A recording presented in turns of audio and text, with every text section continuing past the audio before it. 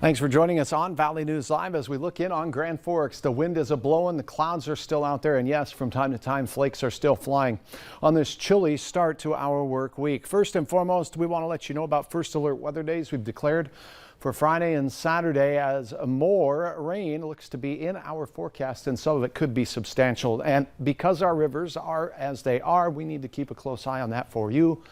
That's what we'll do right now. We'll have more on that in a moment. It is 28 out at Hector, 27 at Moorheads Airport. We have north-northwest winds blowing at 20 miles per hour. It's been gusty in places, just feeling very raw out there. We can see those clouds through easternmost North Dakota and the Red River Valley off across most of portions of Minnesota. And a few flurries are showing up on the radar in and around Lake of the Woods, but they're hitting hit and miss style across much of our area, with exception of the west, where Bismarck has 43. We really see temperatures drop. There's the freezing line, so above freezing in the James River Valley and slipping below freezing in the 20s for most of us here.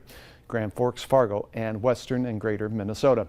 Those winds are northwesterly. We do have some gusts that exceed 30 miles per hour at times, so it's windy and wind chilly.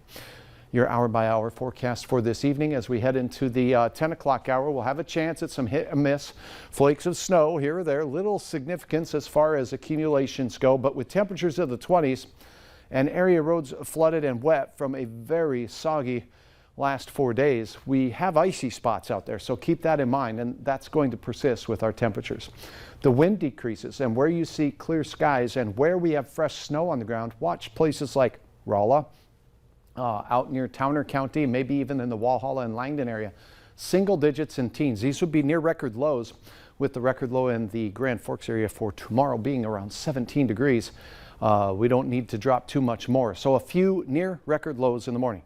Brutal cold for this time of the year, to be honest, with 20s elsewhere. And light wind through the early part of the day. We'll have some hit and miss sunshine out there. The wind won't be too strong, but notice it has more of an easterly tilt towards it in the afternoon hours. The easterly winds continue. Temperatures improve on what we saw today, thanks largely in part to some sunshine. It goes a long way, and it is potent this time of year. So above freezing, temperatures well below average, though. Keep that in mind. Quiet and cool as we head down into the evening hours with clear skies. The wind a little breezy in the James River Valley, where you see the green arrows heading into the Missouri River Valley. We could see some gusts over 30 miles per hour. In Fargo tomorrow, we start out with a few clouds out there, and again, there may have been some renegade flurries in northwest Minnesota. Temperatures rise from the mid-20s, and we kiss 40 degrees in the afternoon. Light winds become variable and turn easterly as we go into the afternoon.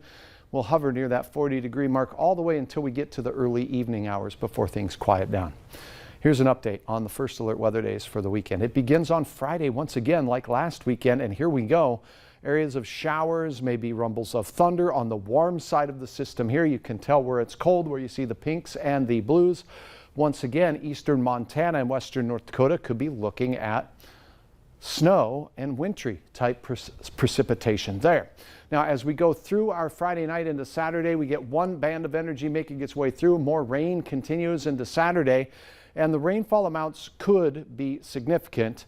And we could get a taste of snow in here as we get into the later weekend, just like this past weekend. Here's the thing. The track and the timing of this could differ, and the intensity of the storm could change as we go through the week. But we will have to watch it very closely, because places like the Valley City area, Oslo, and even Crookston will still be battling very high waters. And because of that, added moisture will not be of any help at all. Here's Woodland Park flooding in the Hillsboro area. Bill, thanks for sharing this soggy look and what many of our communities right now are battling as we go through and into a new work week. 40 for Tuesday, as we mentioned. It looks like near 50 for both Wednesday and Thursday.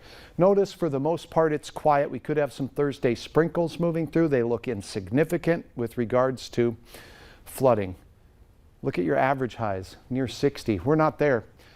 Rain on Friday, rain on Saturday. First alert weather days for both. Flooding conditions and concerns do persist, and we drop temperatures off as the cold north winds will cause a few flakes, particularly in the morning hours through the region. So it just continues. This unsettled pattern does look to continue, as a matter of fact, for the next 2 or more weeks. Oh. All right, so, yes. Yikes, just wild there. Thanks, Hutch. Yes.